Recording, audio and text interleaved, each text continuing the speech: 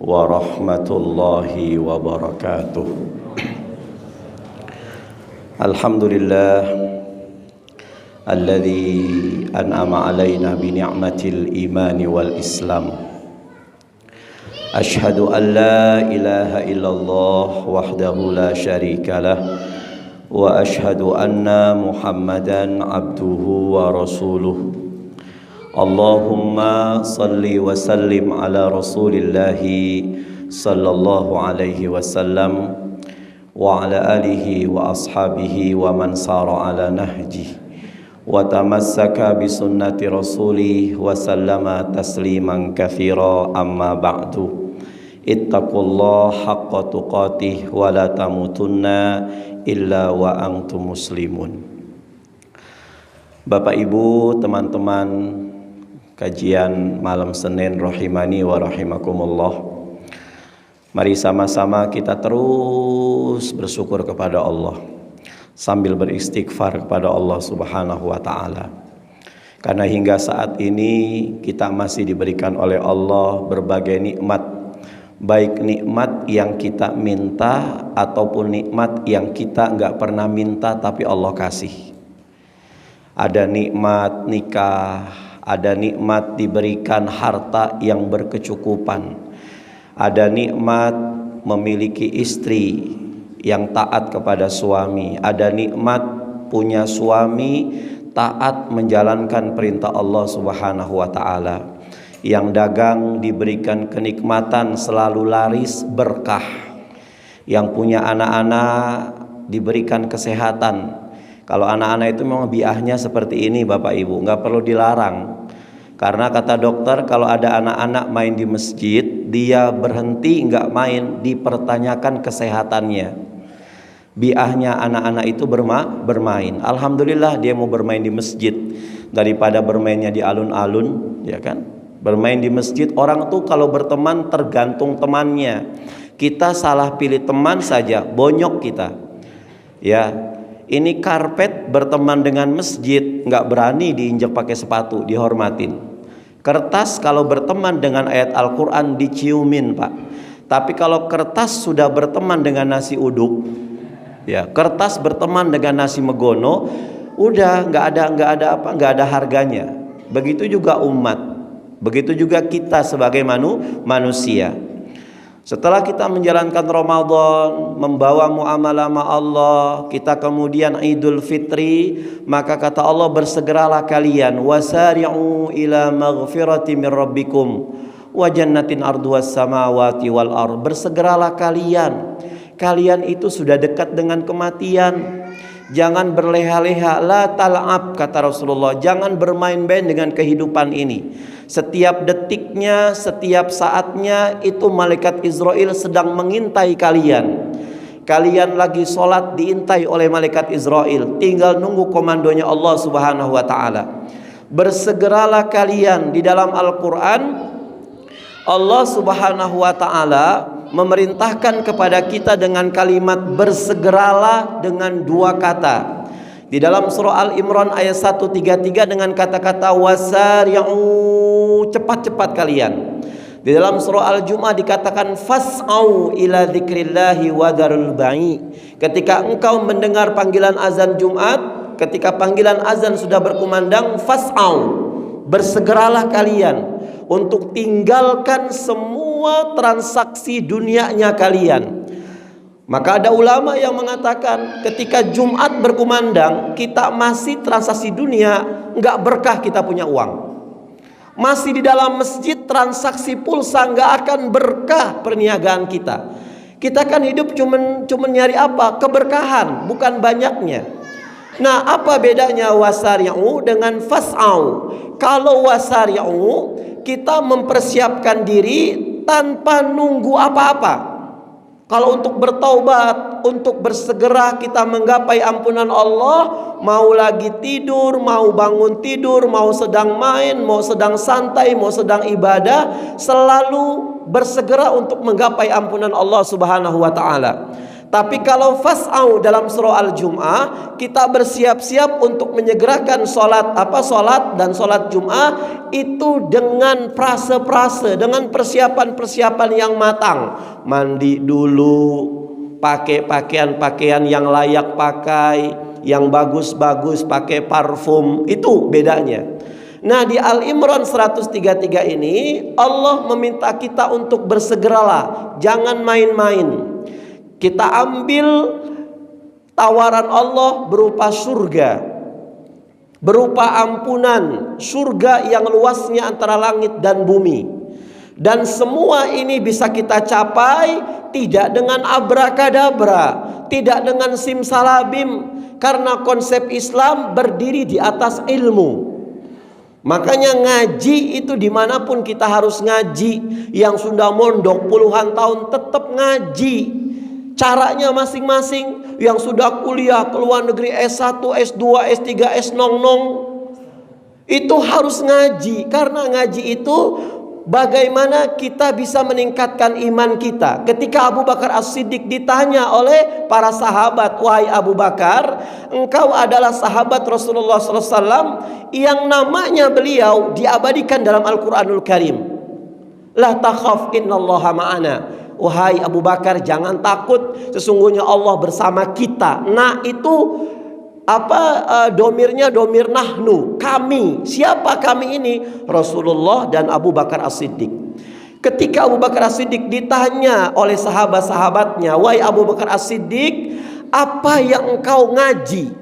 Kamu sama Rasul itu ngaji apa? Kamu sama Rasulullah itu nuntut ilmu apa? Abu Bakar mengatakan dengan 3 kali, ta'allamnal iman, ta'allamnal iman, ta'allamnal iman, summa ta'allamnal Quran. Aku belajar dari Rasulullah SAW, belajar tentang iman. Karena kalau kita punya ilmu tanpa iman, nyasar ini ilmu kita. Seorang profesor doktor menemukan salah satu ilmu pengetahuan, kalau dia nggak punya iman, dia akan petantang petenteng. Ini nih saya S1, saya S2, S3, S3 saya di luar negeri, S1 saya di luar negeri, S2 saya di luar negeri, S3 saya di luar dunia akhirat.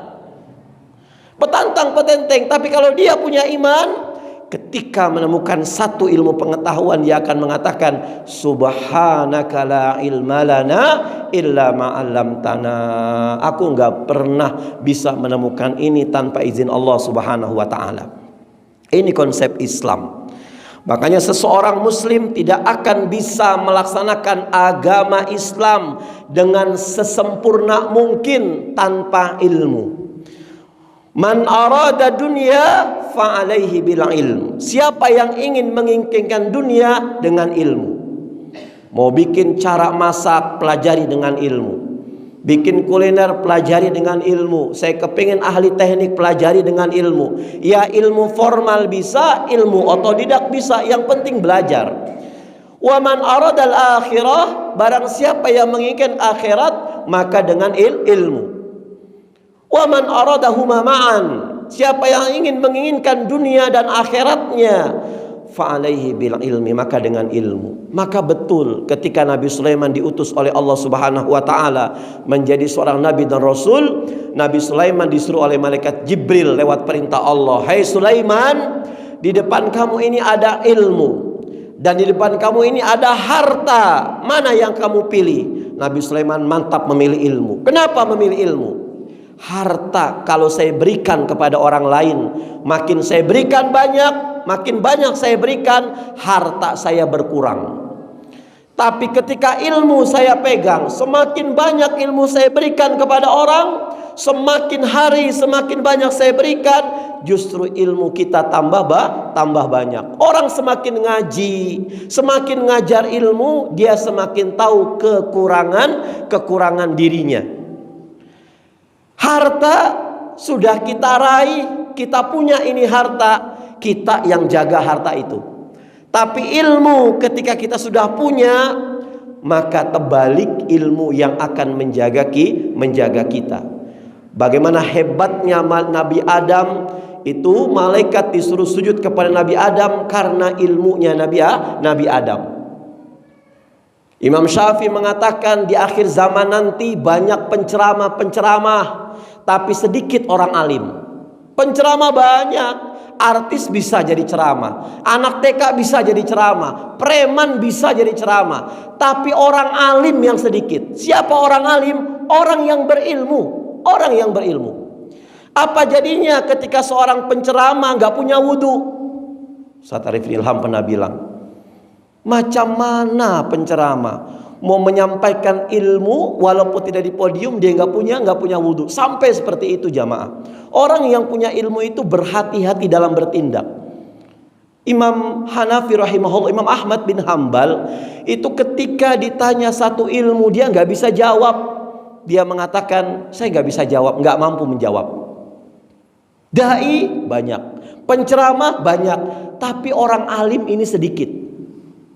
Maka kita yang hadir di sini, kita tinggalkan mungkin istri kita, ada yang membawa istrinya, kita tinggalkan ke aktivitas kita malam ini dalam rangka apa? Untuk nambah ilmu. Kita mau berakhlak, kalau nggak punya ilmu nggak bisa kita berakhlak. Kita mau sedekah, nggak punya ilmu nggak bisa kita sedekah. Karena apa? Semua yang kita kerjakan itu harus dengan ilmu. Makanya kita sebagai orang tua bisa memfasilitasi anak-anak kita dengan harta. Jangan somse. Tahu somse? Sombong sekali. Tapi orang tua yang sukses adalah orang tua yang bisa mewariskan ilmu kepada anak-anaknya. Anak kita punya ilmu nih Pak. Ilmu dunianya cakep, akhiratnya luar biasa. Bapak meninggal, ibu meninggal, anak kita melancong kemana-mana, nggak akan pernah seret rezekinya karena ilmu yang dominan. Apalagi ilmu akhiratnya luar biasa. Kenapa? Karena ajnihataha, malaikat itu menggelar dia punya sayap ridho kepada orang-orang penuntut ilmu. Ketika kita buka takwil daripada maksudnya apa ini malaikat itu melebarkan sayapnya, memberikan doa kepada Allah akan memberikan agar Allah memberikan rahmat dan keberkahan kepada penuntut ilmu. Di dalam surah Al-Fat Allah Subhanahu wa taala berfirman, ini dalil bahwasannya kita beragama itu harus punya ilmu. Kita beragama harus punya konsep, terutama masalah pokoknya. Kalau masalah furu'iyah gak usah diributin. Masalah furu'iyah itu masalah cabang-cabang ecek-ecek. Orang punya pendapat masing-masing. Selama kita punya dalilnya, kita punya ilmunya, insya Allah maafu anhu. Tapi kalau masalah iman, Kiai A sampai Kiai Z, Nabi A sampai Nabi Z, orang alim A sampai orang alim Z, kalau bicara masalah iman semuanya la ilaha illallah Muhammad Rasulullah.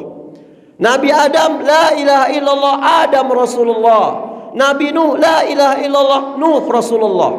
Tapi kalau bicara furu'iyah itu ada macam-macamnya.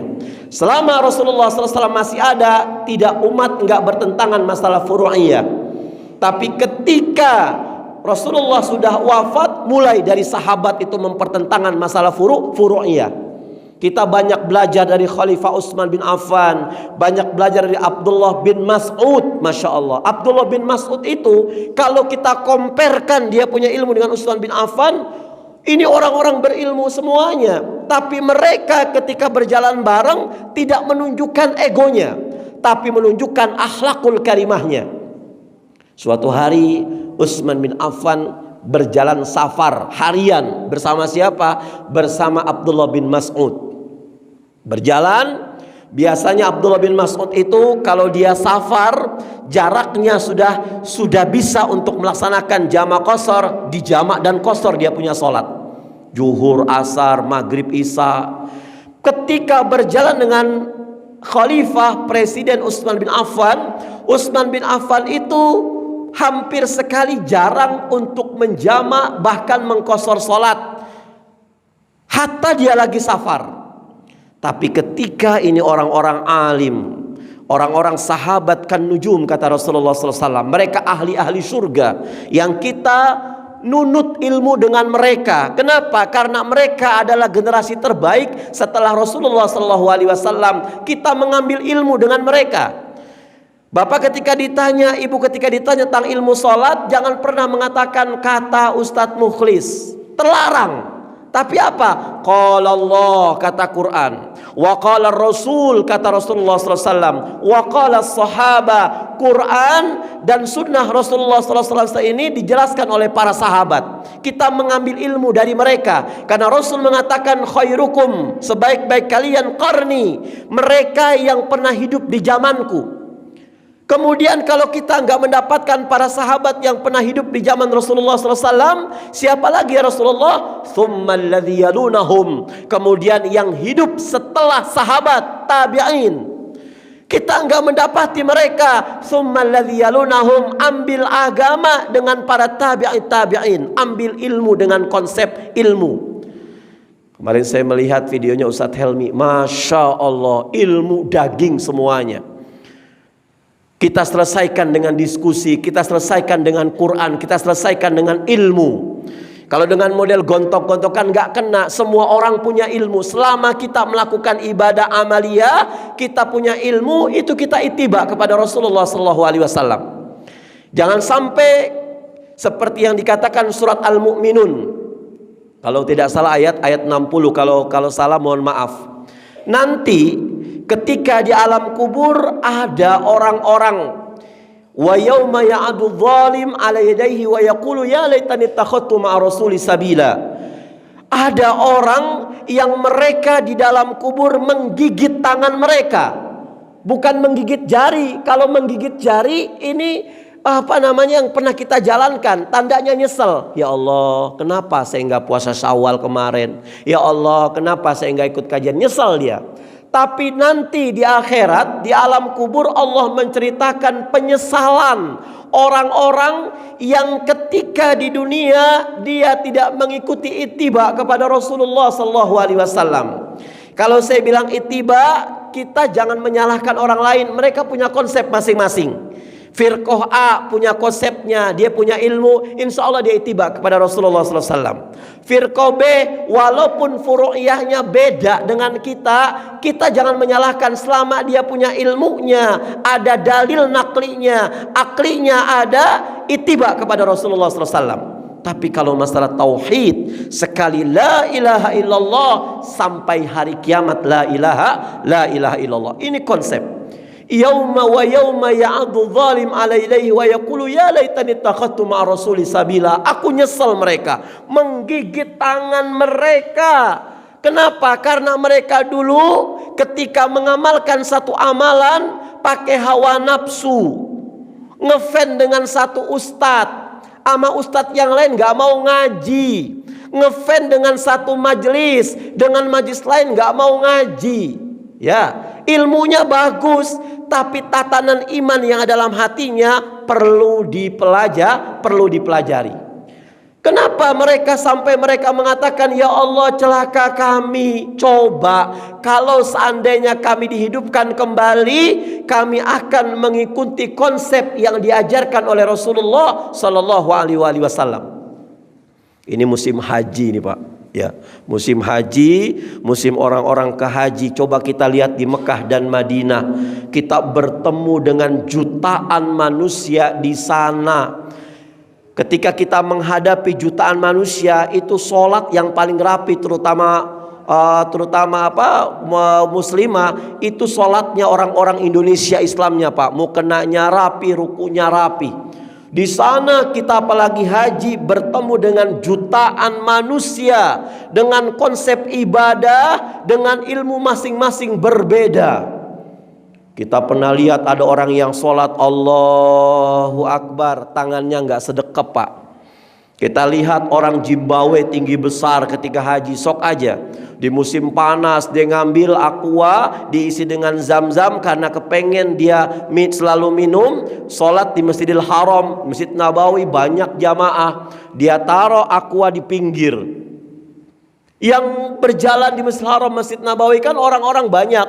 Pada saat dia ruku, pada saat dia mau i'tidal, ya mau ruku, itu aquanya ketendang sama jemaah haji. Ngelinding itu aqua Pak. Ini orang Zimbabwe lagi ruku, disamperin tuh aquanya. Ketika kita melihat konsep sholat seperti itu, Jangan mentang-mentang kita ahli agama, nyantri di mana-mana, kita di Mekah Madinah mengatakan, "Mas, jenengan kok sholat kayak begitu?" Nggak kena Pak di sana.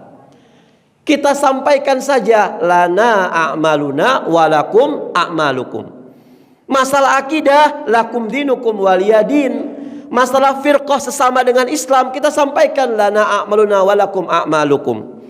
Ada teman-teman jamaah tablik, ada teman-teman gerakan infak beras, ada teman-teman resik-resik masjid, ada teman-teman ramai lah, teman-teman banyak. Kita kumpulkan menjadi satu di lewat majelis masjid malam Senin majelisnya. Ini kita bicara ilmu, bukan bicara ego. Selama kita punya ilmunya, ittiba kepada Rasulullah SAW. Yang penting Quran bicara ini, hadis bicara ini, dan penjelasan para sahabat bicara ini. Furu'iyah terserah. Karena orang dari dulu sampai sekarang masih banyak orang-orang yang gak senang melihat Islam itu kompak, Islam itu bersatu. Mereka banyak gak senang. Apakah mereka orang non-Islam? Bukan orang non-Islam, mereka orang Islam juga, cuman dikompor-kompori oleh orang non-Islam. Mereka yang gak senang dengan Islam bersatu dari dulu mengacak-ngacak, membuat satu strategi gimana supaya Islam ini tidak bersatu mereka. Kalau melawan Islam secara terang-terangan dengan secara front off di depan, gak berani. Umat Islam di Indonesia ini paling mayoritas. Yang luar biasa dari umat Islam, mau yang ahli jina, mau yang gak pernah sholat, mau yang punten berjudi kemana-mana. Fanatisme agama yang kita miliki luar biasa. Mas, memang jenengan gak pernah ngelihat saya ngaji, memang jenengan gak pernah ngelihat saya sholat, jenengan banyak ngelihat saya mabuk, tapi jenengan ngacak-ngacak agama Islam tak patrol jenengan. Sampai seperti itu Pak. Ini fanatisme yang luar biasa. Akhirnya mereka nggak berani front office secara depan dengan umat Islam. Cara mereka gimana? Mereka belajar dari Van der Plas. Mereka belajar dari Snoek Horgen yang pernah mengacak-ngacak Aceh, yang pernah mengacak-ngacak Sunda Kelapa lewat Inggrisnya. Mereka masuk ke tengah-tengah umat Islam. Kalau perlu pakai peci, perlu pakai sorban, nggak bisa assalamualaikum, belajar assalamualaikum, nggak bisa bismillah, belajar bismillah. Mereka ngacak-ngacak Islam dari sana. Jadi kita bingung. Ada Islam ingkar sunnah, ama Allahnya taat, tapi ama Rasul nggak mau taat. Ada yang khutbah Jumatnya bacanya Injil Pak, ya kan? Masya Allah, luar biasa. Ada pondoknya bukan Islam saja di sana, ada santri orang Hindu, ada santri Buddha. Ini pondok pesantren lintas agama. Kita lulus Gontor, ada 3-10 teman saya itu mengabdi di pondok di Hawergelis ini. Oh, luar biasa fasilitasnya. Orang mau ke sana hanya untuk melihat benar apa tidak, sehari, 2 hari, 3 hari nggak bakal bisa. Dari Menteri Agama ke sana, MUI ke sana, nggak bakal menemukan kejanggalan mereka. Tapi kalau sudah nyamar jadi santri baru ketemu. Konsep Islam luar biasa. Ada Islam Jasun, Islam Jawa Sunda, ada Islam Aboge, Islam Rabowage. Ya, ini luar biasa. Kalau seandainya kita saat ini nggak punya pegangan akidah, nggak punya iman aja, furu'iyah yang kita kejar nggak akan pernah berkembang kita. Mereka bikin produk-produk, ya isinya haram tapi labelnya halal. Istilahnya dalamnya babi tapi luarnya merek onta. Pakai begini, senjata mereka tidak ampuh. Mereka langsung memutar lagu lama. Apa lagu lama? Masalah khilafiyah. RT sini subuhnya pakai kunutan, ST sini nggak pakai kunut. Satu kampung, satu dusun, satu RW, masjidnya 2. Pak, saya mau sholat Jumat, saya mau nyari yang azannya sekali di mana? Oh, di sini. Yang 2 kali di sini Pak. Selama mereka pakai ilmu, bismillah, mereka ittiba. Tapi selama kita nggak punya iman, kita akan mempertentangkan ini semuanya. Makanya orang yang makin berisi, makin merunduk itu ilmu akhirat yang dia cari, bukan ilmu dunia, Makanya kita mengandaikan anak-anak kita itu bukan mengandai-andai jadi dokter, bukan jadi insinyur, bukan jadi tentara, bukan jadi polisi, bukan jadi pegawai-pegawai. Ini bonus dari Allah Subhanahu wa taala. Kita nggak merasakan ini semuanya nikmat nanti ketika dikubur, teman-teman. Kita akan meraung-raung menunggu doa-doa anak-anak kita yang soleh-soleha, bukan doa jamaah. Bukan doa pengikut-pengikut kita, bukan doa tetangga kita, tapi doa dari anak kita. Boleh anak kita jadi tentara, PT tentara yang paham tentang ilmu agama. Mau jadi polisi, polisi yang tahu bagaimana cara menjaga sholat. Karena itu semua baru kita bisa rasakan ketika kita masuk ke alam kubur. Kita akan digebuk oleh malaikat. Mana doa anak kamu? Fama tanfa'um syafa'atas syafi'in. Doa mereka aku pending, kata Allah Subhanahu wa taala. Aku minta doa dari istri kamu dulu. Aku minta doa dari anak-anak kamu dulu. Ya Allah, saya dulu punya istri nggak pernah sholat karena saya dulu nggak pernah sholat. Saya punya istri nggak paham agama, ya Allah, terbuka auratnya karena kita nggak punya ilmunya. Digebuk, dihajar kita oleh malaikat munkar nakir, habis-habisan. Maka semua itu bisa kita raih dengan kesuksesan dengan ilmu, jamaah. Ya, dalam surat Al-Fat ayat 28 Allah Subhanahu wa taala berfirman, "Huwallazi arsala rasulahu bil huda wa dinil haqq." Dialah Allah yang mengutus rasulnya, terutama Rasulullah sallallahu alaihi wasallam, bil huda wa dinil haqq, dengan petunjuk dan agama yang benar. Ya, jadi Allah ngutus Rasulullah SAW ini untuk menghadapi kita. Itu Allah memberikan huda wa dinil haq. Apa itu huda? Petunjuk. Apa itu petunjuk? Ilmu. Ya, wa dinil haq. Dinil haq itu apa? Agama. Maknanya apa? Amal solih. Dunia ini sekarang dipenuhi oleh orang berilmu tapi nggak pernah praktek, dan orang yang gak punya ilmu tapi beramal. Saya ulangi lagi, dunia ini sekarang penuh dengan orang-orang berilmu tapi gak mempraktekkan ilmunya. Dan tidak sedikit orang yang mempraktekkan ilmu tapi gak punya ilmu. Jenengan kenapa sholat qiyamul lail? Lah, saya kepengen jabatan saya tinggi, kan gak punya ilmu. Yang punya ilmu sholatnya di rumah. Loh, Pak, kenapa sholatnya di rumah? Mohon maaf Ustadz, saya kebetulan tokoh masyarakat. Saya sering memberikan ceramah kemana-mana, tablik kemana-mana Ustadz. Kalau saya berbaur dengan masyarakat sini, khawatir mereka kurang ajar semuanya. Akhirnya sholatnya di mana? Di rumah. Banyak yang seperti itu, Pak. Allahu Akbar. Para pemuka-pemuka agama banyak yang kayak begitu. Mereka ketika melihat, ya Allah, memang Ustadz, kami itu tetangga masjid, cuman saya ngelihat imamnya bacaannya nggak benar, padahal dia benar. Ustadz Nurbais pernah bilang, kalau Anda diimami oleh orang yang menurut Anda bacaannya nggak benar, makhorijul hurufnya nggak benar, Qurannya pletot-pletot, sementara Anda itu benar bacaannya, tapi Anda nggak mau maju, maka sholat Anda itu nggak sah, Pak.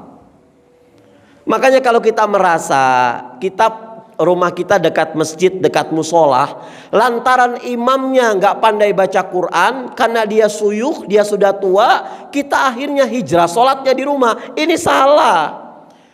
Kita dakwah dulu, sampaikan kepada takmirnya, Pak, ini masjid sudah bagus, sudah ramai, jangan sampai yang imam itu asal suyuh saja. Orang jadi imam itu nggak dilihat dia umurnya dulu, tapi dilihat tentang apa? Fuqahanya dulu, alimnya dulu. Alim nggak dia? Kalau nggak alim jangan milih jadi imam. Kalau memang kita sudah ngomong seperti itu, ternyata nggak digubris karena mungkin kita anak muda, kita cari masjid, kita cari musola, tapi jangan terlalu sering. Kita tampilkan di masjid dan musola kita supaya dia nggak menganggap miring kita.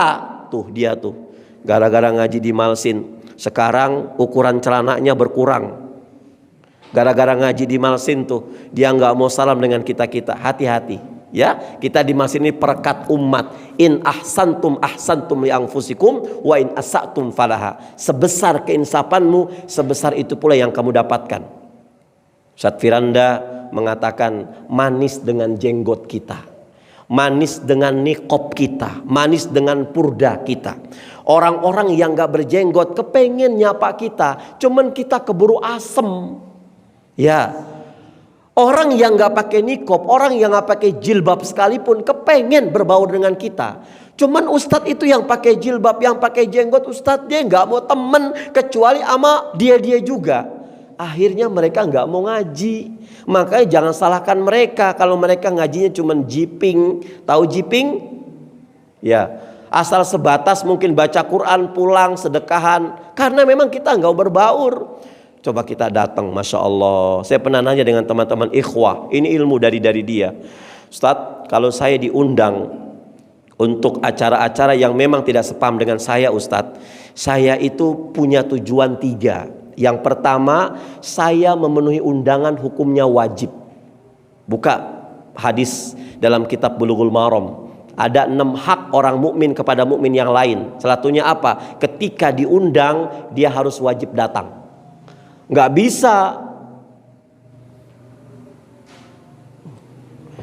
bisa kita mengatakan insya Allah padahal kita lagi molor di rumah. Nggak bisa kita. Mendingan kita bilang, mohon maaf saya nggak bisa datang. Mungkin ini yang bisa saya berikan. Ini ya, saya kasih uang berapa? 500.000. Mudah-mudahan bisa meringankan beban keluarga panjenengan yang telah meninggal. Menutup satu pintu, membuka pintu yang lain. Ya, kita nggak mau datang malamnya, tapi siang atau paginya kita datang. Assalamualaikum, mohon maaf Bu, mungkin kalau acara-acara gini saya nggak bisa datang. Oh, ini saya ada titipan, ada lapis legit mungkin, ada uang, ada apa ini. Mudah-mudahan bisa meringankan untuk operasional kehidupan panjenengan semuanya. Sudah, tuh Islam kayak begini. Pertama Ustadz, saya niatkan memenuhi undangan. Ya. Kemudian yang kedua Ustadz, saya niatkan untuk silaturahim. Yang ketiga, saya niatkan untuk murajaatul Quran saya.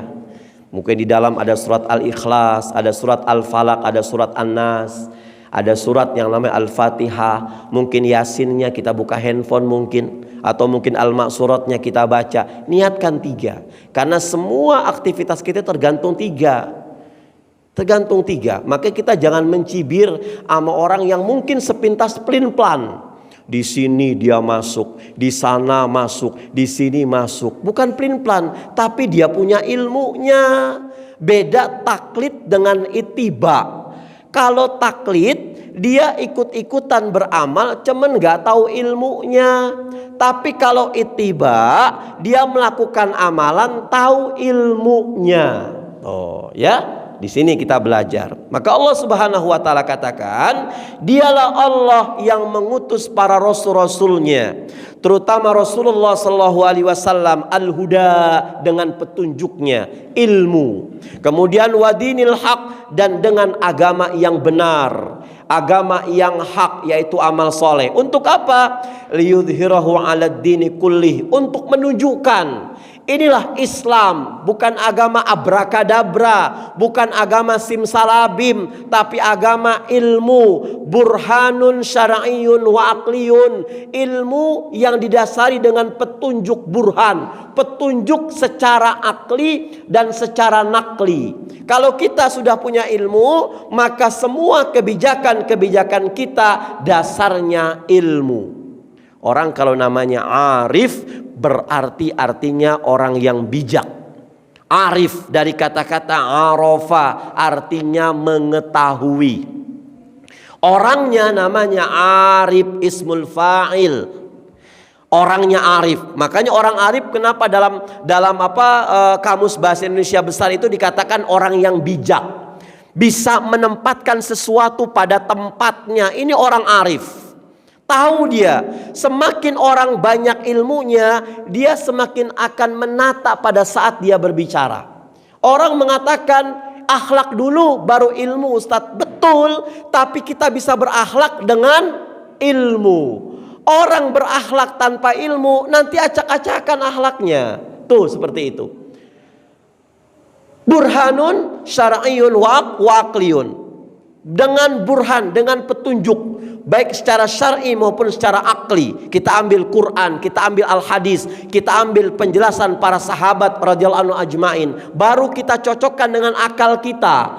Kalau dalil nakli nggak cocok dengan akal kita, berarti kita sembunyikan akal kita. Karena bagaimanapun juga akal harus ngikut Quran, akal ngikut hadis, akal ikut kitabullah wa sunnata Rasulullah sallallahu alaihi wasallam. Tafakkaru fil khalqi wa la tafakkaru fil khaliq fa innakum la tuqaddiruna qadrahu, kata Imam Malik dalam kitab tauhidnya. Berpikirlah Anda, memikirkan semua yang Allah ciptakan di muka bumi ini, silahkan Anda pikirkan. Wala tafakkaru fil khaliq, tapi jangan sekali-kali Anda memikirkan tentang zat Allah subhanahu wa ta'ala. Kalau bukan zonanya kita untuk tidak kita pikirkan, jangan pikirkan. Masalah dunia sudah Allah jamin, gak usah kita pikirkan ngeyel. Masalah akhirat Allah gak pernah jamin, baru kita pikirkan masalah akhirat ini. Otak kita ini gak mampu untuk memikirkan zonanya Allah subhanahu wa ta'ala. Ya Allah, hari ini saya punya target dagangan saya harus punya omset 30 juta. Ternyata gak sampai 30 juta, cuma 5 juta. Gak punya iman, sutris kita Bapak Ibu. Nenek moyangnya stres tuh. Tapi kalau kita punya iman, Masya Allah, ma khalaqta hadza batila, insya Allah yang Allah ciptakan gak pernah sia-sia. Kita belajar iman itu bukan di Google, bukan di buku, bukan di rumah, bukan di YouTube nonton kiainya, bukan. Hadir di majlis taklim, melakukan amalan-amalan yang bisa melembutkan hati kita. Contoh apa? Nggak promosi saya, ikut teman-teman resik-resik masjid. Kalau saat ini kita merasa sombong, jalan ke masjid nggak dilihat orang, ambil sikat, ngambil sabun, cuci WC di masjid. Bisa melembutkan hati kita. Ini bicara iman kita. Kalau bicara iman di depan rumah nggak bisa, harus keluar, harus betul-betul hijrah. Kita bisa tahu teman-teman kita yang nggak kenal beras, nggak kenal daging, gimana di sana hidup melunta-lunta, naik gunung, turun gunung, cebrang lautan segala macam. Itu iman bisa tumbuh. Makanya orang-orang yang cuman hidupnya di kandang, nggak punya sifat simpati dan empati kepada orang lain. Tapi orang-orang yang sering merantau kemana-mana, itu gampang dia menangis, gampang dia simpati sama orang, gampang dia punya empati yang luar biasa. Semua kita dapatkan dengan ilmu. Ada waktu 4 menit buat kita wudhu, buat kita siap-siap untuk sholat isya. Mungkin ini yang bisa saya sampaikan. Masya Allah, ini ada buku agenda harian Rasulullah SAW Al-Yawm An-Nabawi. Ini gimana Mas teknisnya? Oh ya, saya tanya dengan 2 pertanyaan.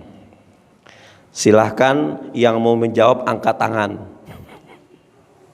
Mas Gio yang unjuk. 1 laki-laki, 1 perempuan. Pertanyaannya mudah kok. Saya nggak mau jadi guru, pertanyaan sulit-sulit, nanti saya dituntut di akhirat.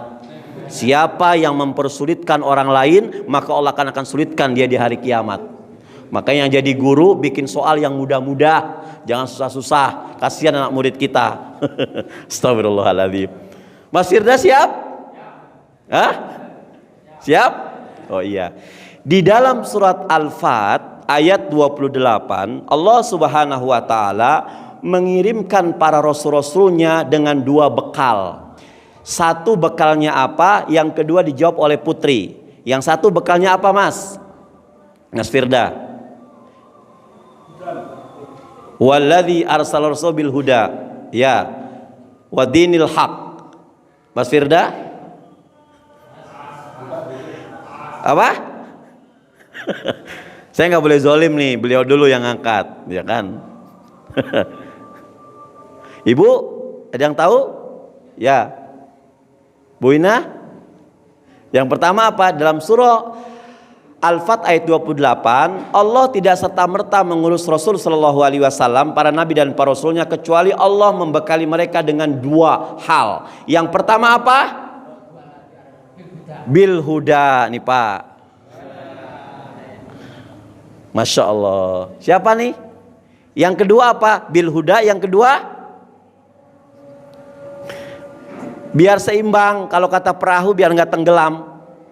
Bu Ina atau Bu siapa?